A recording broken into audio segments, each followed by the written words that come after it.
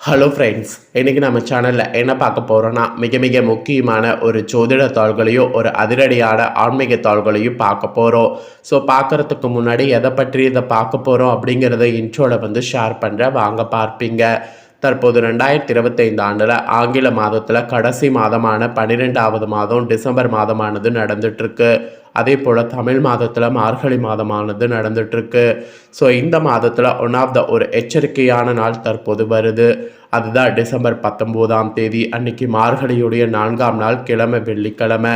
இந்த நாள் அப்படி என்ன முக்கியமான எச்சரிக்கையான நாள் அப்படின்னு பார்த்திங்கன்னா, இந்த நாளில் அமாவாசையானது வருது. வரக்கூடிய அமாவாசை மார்கழி மாதத்தில் வரக்கூடிய அமாவாசை. இந்த அமாவாசை சாதாரண அமாவாசை கிடையாது, மிகவும் சக்தி வாய்ந்த ஒரு அமாவாசை. இந்த அமாவாசையில் பெரிய கிரக மாற்றங்கள் ஏற்பட இருக்கு. அதனால் ஒவ்வொரு ராசிக்காரங்களுக்கும் தலையெழுத்து மாறும். அப்படி மாறக்கூடிய தலையெழுத்தை அந்தந்த ராசிக்காரங்க தெரிஞ்சு பலனடையணுங்கிறதுனால ஒவ்வொரு ராசிக்கும் என்ன மாற்றம் ஏற்படும் அப்படிங்கிறத ஷேர் பண்ணிட்டு வரேன். அதில் இன்றைக்கி இந்த வீடியோவில் தனுசு ராசிக்காரங்களுக்கு ஷேர் பண்ண போகிறேன். தனுசு ராசியில் பிறந்த நேயர்கள் இந்த ஒரு வீடியோவை ஸ்கிப் பண்ணாமல் ஃபுல்லாக பாருங்கள். உங்கள் ராசியை சேர்ந்தவர்களுக்கு இந்த அமாவாசையினால் என்ன மாதிரியான மாற்றம் ஏற்படும் அப்படிங்கிறத தெரிஞ்சு அதற்கேற்ப நடந்து பயன் பெறுங்க. இந்த அமாவாசையில் உங்களுக்கு சாதகமான பலன் கிடைக்குமா இல்லை பாதகமான பலன் கிடைக்குமா அப்படிங்கிறத எல்லாமே ஷேர் பண்ண போகிறேன். ஸோ எல்லா பலனையுமே தெரிஞ்சு அதற்கேற்ப நடந்து பலன் பெறுங்க. அது மட்டும் இல்லாமல் இந்த அமாவாசை ரொம்பவே சக்தி வாய்ந்த அமாவாசைங்கிறதுனால ஆன்மீக ரீதியாக சில பரிகாரங்களும் செய்யணும். அது என்ன பரிகாரம், அதை செய்கிறது எப்படி அப்படிங்கிறதையும் சொல்ல போகிறேன். ஸோ இந்த ஒரு வீடியோ பார்த்திங்கன்னா பல முக்கியமான தகவல்களை தெரிஞ்சு பயன் பெறலாம். ஸோ தனுசு ராசிக்காரங்க இந்த ஒரு வீடியோவை ஸ்கிப் பண்ணாமல் ஃபுல்லாக பாருங்கள், உங்களுக்கான பலனை தெரிஞ்சு பலன் பெறுங்க. ஸோ தனுசு ராசி நேயர்கள் அத்தனை பேருக்குமே மார்கழி மாத அமாவாசையில் கிரகநிலைகளை ஆராய்ந்து பார்க்கும் பொழுது தொடக்கத்தில் உங்கள் ராசிநாதன் குரு அஷ்டமத்தில் உச்சம் பெற்று சஞ்சரித்திருந்திருக்கிறார். எனவே இந்த அமாவாசை தொடக்கத்தில் மனக்குழப்பங்கள் கொஞ்சம் அதிகரிக்கலாம். ஸோ எதையுமே திட்டமிட்டு செய்ய இயலாது. மெயினாக விரயங்கள் கொஞ்சம் கூடுதலாகவே இருக்கும். அதுவும் மார்கழியுடைய அமாவாசைக்கு பிறகு குரு மிதுன ராசிக்கு வரும்பொழுது அப்பொழுது அவர் உங்கள் ராசியை சப்தம பார்வையாக பார்ப்பார். எனவே அதன் பிறகு இடர்பாடுகள் அகலோ, இனிய பலன்கள் கிடைக்கோ, தொழில் ரீதியாக எடுக்கக்கூடிய புது முயற்சிகள் வெற்றி உண்டாகும். இந்த மாதிரி பல மாற்றங்கள் உங்களுக்கு ஏற்பட போகுது. அதெல்லாம் என்னென்ன மாற்றங்கள், அதை எப்படி சமாளிக்கணும் அப்படிங்கிறது எல்லாமே வாங்க பார்க்கலாம். ஃபஸ்ட்டு மிதுனத்தில் குரு வரும்போது என்ன மாற்றம் ஏற்படுங்கிறத பார்க்கலாம். மார்கழியுடைய 6ஆம் தேதி மிதுன ராசிக்கு குரு வராரு. அவருடைய பார்வை உங்கள் ராசியில் வலுவாக பதிகிறது. பொதுவாக குரு இருக்கக்கூடிய இடத்தை விட பார்க்கக்கூடிய இடத்திற்கு பலன் அதிகம் உண்டு. அந்த அடிப்படையில் குருவின் பார்வையால் குழப்பங்கள் எல்லாமே அகலும், குதூகலமானது கூடும். இழப்புகளை ஈடு செய்ய எடுக்கக்கூடிய முயற்சி அத்தனையுமே வெற்றி கிடைக்கும். உழைப்புக்கேற்ற பலன் கிடைப்பதோடு மட்டும் இல்லாமல் உதிரி வருமானமும் உண்டாகும். கல்யாண முயற்சிகள் உங்களுக்கு கைகூடும். கடமையை செவ்வென செய்து முடித்து பாராட்டுக்களை பெறவும் வாய்ப்பு கிடைக்கும். குருவின் பார்வை சகோதர ஸ்தானத்திலும் லாபஸ்தானத்திலும் பதிகிறதுனால உடன்பிறப்புகளுடைய திருமண வாய்ப்பு கைகூடும். ஸோ இந்த மாதிரி நிறைய மாற்றங்கள் உங்களோட ராசிக்கு இந்த கிரகத்தினாலேயே உருவாக போகுது. அது மட்டும் இல்லாமல் உடன் பிறந்தவர்கள் வகையில் பகைகள்லாம் மாறி பாசமானது காட்டுவீங்க. பூர்வீக சொத்துக்களை தக்க விதத்தில் பாகம் செய்து கொள்ளவும் வாய்ப்பு இருக்குது. தொழில் வளர்ச்சியெல்லாம் திருப்தி தரும். மெயினாக பெற்றோர்களுடைய மணி விழாக்கள், முத்து விழாக்கள் போன்ற விழாக்களை நடத்தக்கூடிய யோகமும் உங்களில் சிலருக்கு வாய்க்கும். இதுவரை விலகி கொள்வதாக சொல்லி அச்சுறுத்திய பங்குதாரர்கள் இப்பொழுது தொழிலில் நீடிப்பதாக சொல்வாங்க. புகழ்பெற்ற புராதன கோவில்களுக்கு சென்று வழிபட்டு வரக்கூடிய எண்ணம் நிறைவேறும். இந்த மாதிரி உங்கள் எண்ணங்கள்லாம் நிறைவேறக்கூடிய அற்புதமான ஒரு அமாவாசையாக கிரகங்கள் இந்த கிரகம் உங்களுக்கு பயணிக்க போகுது. இதை தொடர்ந்து மார்கழி 7ஆம் தேதி தனுசு ராசிக்கு சுக்கிரன் செல்றாரு. உங்கள் ராசிக்கு 6, 11 ஆகிய இடங்களுக்கு அதிபதியானவர் சுக்கிரன். அவர் உங்கள் ராசிக்கே வரக்கூடிய இந்த நேரம் உத்தியோகத்தில் நல்ல வகையில் முன்னேற்றங்கள் ஏற்படும். கொடுக்கல் வாங்கல்கள் சீராகவும் சிறப்பாகவும் அமையும். அது மட்டும் இல்லாமல் உத்தியோகத்தில் பதவி உயர்வு வருவதற்கு சூழ்நிலை ஏற்படும். பயணங்கள் பலன் தருவதாக அமையும். பணிபுரியக்கூடிய இடத்துல இருந்து விலகி கொண்டு புதிய இடத்திற்கு செல்லலாமா என்று சிந்தித்த உங்களுக்கு இப்பொழுது நல்ல தகவல்கள் கிடைக்கும். இந்த டைம் எதிர்பாராத சில நல்ல நன்மைகளும் சேரும். ஸோ தனுசுக்கு சுக்கிரன் வர்றதுனால இந்த மாதிரியான அதிர்ஷ்ட பலன் உங்களுக்கு கிடைத்தே தீரும் என்பது குறிப்பிடப்படுது.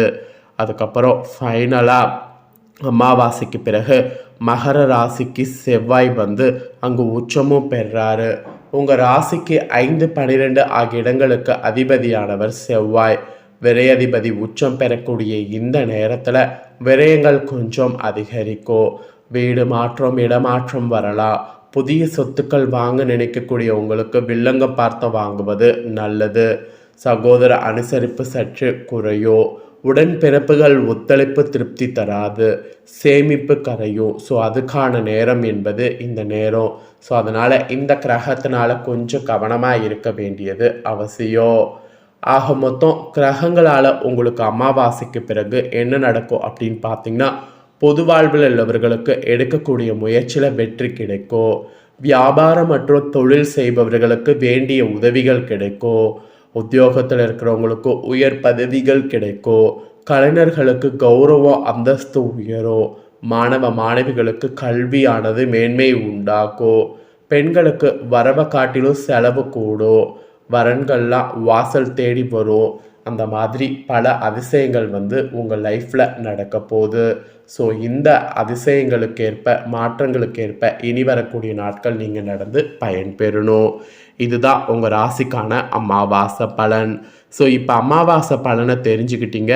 நெக்ஸ்ட்டு இந்த மார்கழி அமாவாசையுடைய சிறப்பையும் இந்த அமாவாசையில் எவற்றை செய்தால் நன்மைகள் பெற முடியும் அப்படிங்கிற ஆன்மீக ரீதியான விஷயங்களையும் தெரிஞ்சுக்குங்க. இந்த அமாவாசை சாதாரண அமாவாசை கிடையாது. இந்த அமாவாசையில் இவற்றையெல்லாம் செய்திங்கன்னா நன்மைகள் அதிகம் பெறலாம். ஸோ எவற்றையெல்லாம் செய்தால் நன்மைகள் பெறலாம் அப்படிங்கிறத வாங்க அதிரடியாக இந்த வீடியோவில் பார்க்கலாம். 12 மாதங்கள் கொண்ட தமிழ் வருடத்தில் சூரியன் தாட்சாயணியன் எனப்படக்கூடிய தென் திசையில் சஞ்சரிக்கக்கூடிய இறுதியான மாதம் மார்கழி மாதம் ஆகும். மார்கழி மாதம் என்பது சிவ மற்றும் விஷ்ணு வழிபாட்டிற்கு பேர் போட மாதமாகும். இந்த மாதத்தில் வரக்கூடிய அனைத்து தினங்கள் திதிகள் ஆன்மீக முக்கியத்துவம் கொண்டவையாகும். இந்த மாதத்தில் வரக்கூடிய பௌர்ணமி மற்றும் அமாவாசை தினங்களும் முக்கியத்துவம் வாய்ந்ததாகும். அந்த வகையில் மார்கழி மாத அமாவாசை தினத்தின் சிறப்புகளை பற்றி இந்த வீடியோவில் சொல்ல போகிறேன். அதை இந்த வீடியோவில் தெரிந்து கொண்டு பயன்பெறுங்க. மார்கழி மாதத்தில் வரக்கூடிய அமாவாசை தினம் மற்ற மாதங்களில் வரக்கூடிய அமாவாசை தினங்கள் போன்றே முக்கியமான திதி தினமாகும். இம்மாதத்தில் வரக்கூடிய அமாவாசை தினத்தில் முன்னோர்கள் வழிபாட்டை மேற்கொள்வது மிகவும் நன்மையானது. மார்கழி மாதத்தில் வரக்கூடிய அமாவாசை தினத்தில் முன்னோர்களுக்கு குறிப்பாக எதிர்பாராத விதத்தில் மரணித்த முன்னோர்கள் அல்லது உறவினர்களுக்கு திதி தர்ப்பணம் போன்றவற்றை தருவதால் அல்லது அவர்களை வழிபாடு செய்வதால் அவர்களுக்கு பெருமாளுடைய வைகுண்ட வாச பாக்கியம் கிடைக்கும் என்பது ஐதீகம். ஸோ மார்கழி அமாவாசை தினத்தில் காலையில் குளித்து முடித்துட்டு ஆற்றங்கரை அல்லது குளக்கரையில் மறைந்த உங்கள் முன்னோர்கள் உறவினர்களுக்கு திதி தர்ப்பணம் தாருங்க. இப்படி தர்ப்பணம் தர முடியாதவங்க இந்த தினம் உங்கள் வீட்டிலே முன்னோர்களை வழிபட்டு கலந்த சாதத்தை காகங்களுக்கு தாங்க. அதை கொடுத்தீங்கன்னாவே தர்ப்பணம் கொடுத்த புண்ணியம் கிடைக்கும். யாசகர்களுக்கு அன்னதானம் செய்யுங்க. இத்தினம் ராமேஸ்வரம், காவேரி, கங்கை போன்ற புனித கடல் ஆறுகளில் தலைமுழுகி முன்னோர்களை வழிபட்டிங்கன்னா ரொம்ப ரொம்ப சிறப்பு. ஸோ மார்கழி அமாவாசை தினத்தில் மேற்கொண்டவற்றை நான் சொன்னதை செய்வதால் முன்னோர்களுக்கு சரியான காலத்தில் பித்ரு சர்த்த சடங்குகள் செய்ய முடியாததால் ஏற்பட்ட தோஷங்கள் நீங்கும். உங்கள் பரம்பரையில் இயற்கைக்கு மாறான முறையில் மறைந்த முன்னோர்கள் அல்லது உங்களுடைய உறவினர்களுடைய ஆன்மா சாந்தி அடைந்து நற்கதி அடையும். ஸோ அந்த ஒரு இதுக்காக இந்த பரிகாரத்தை மறக்காமல் செய்திடுங்க. ஸோ இந்த வீடியோவை ஸ்கிப் பண்ணாமல் பார்த்தீங்கன்னா கண்டிப்பாக உங்களோட ராசிக்கு என்ன மாதிரியான பலன் கிடைக்கும், என்ன பரிகாரம் செய்யணும் அப்படிங்கிறது எல்லாமே தெரிஞ்சு பயன்பெறுவதற்கு ஈஸியாக இருந்திருக்குன்னு சொல்லி நான் நம்புகிறேன். இந்த வீடியோ நீங்கள் பார்த்தது போல் உங்கள் ஃப்ரெண்ட்ஸ் ஃபேமிலியில் இருக்கவங்க பார்த்து அவங்களும் பயன்பெறணும் அப்படின்னு நினச்சிங்கன்னா வீடியோ லைக் பண்ணி உங்கள் ஃப்ரெண்ட்ஸ் ஃபேமிலிக்கு ஷேர் பண்ணுங்கள். உங்கள் ஃப்ரெண்ட்ஸ் ஃபேமிலியில் இருக்கிறவங்களும் வீடியோ பார்க்கட்டும். அவங்களும் தனுசு ராசிக்காரங்களாக இருந்தாங்கன்னா இந்த தாள்களை தெரிஞ்சு இதற்கேற்ப நடந்து பலன் பெறட்டும். இதே போல் புதிய அப்டேட்டான நிறைய வீடியோ நம்ம சேனலில் போடப்படும். அதையெல்லாமே உடனுக்குடனே தெரிந்து கொள்ள மறக்காமல் நம்ம சேனலை சப்ஸ்கிரைப் பண்ணுங்கள், கூட பெல் பட்டனை ப்ரெஸ் பண்ணுங்கள். அதை நீங்கள் பண்ணிட்டீங்கன்னா இனி நான் போகிற மற்ற அப்டேட்டான எல்லா வீடியோஸும் உடனுக்குடனே தெரிந்து கொள்ளலாம். ஸோ மறக்காமல் சப்ஸ்கிரைப் பண்ணி பெல் பண்ண ப்ரெஸ் பண்ணுங்கள். நெக்ஸ்ட் இதே போல் சுவாரஸ்யமாக வேறொரு வீடியோவில் உங்களை சந்திக்கிறேன். சப்போர்ட் பண்ணுங்கள். நன்றி.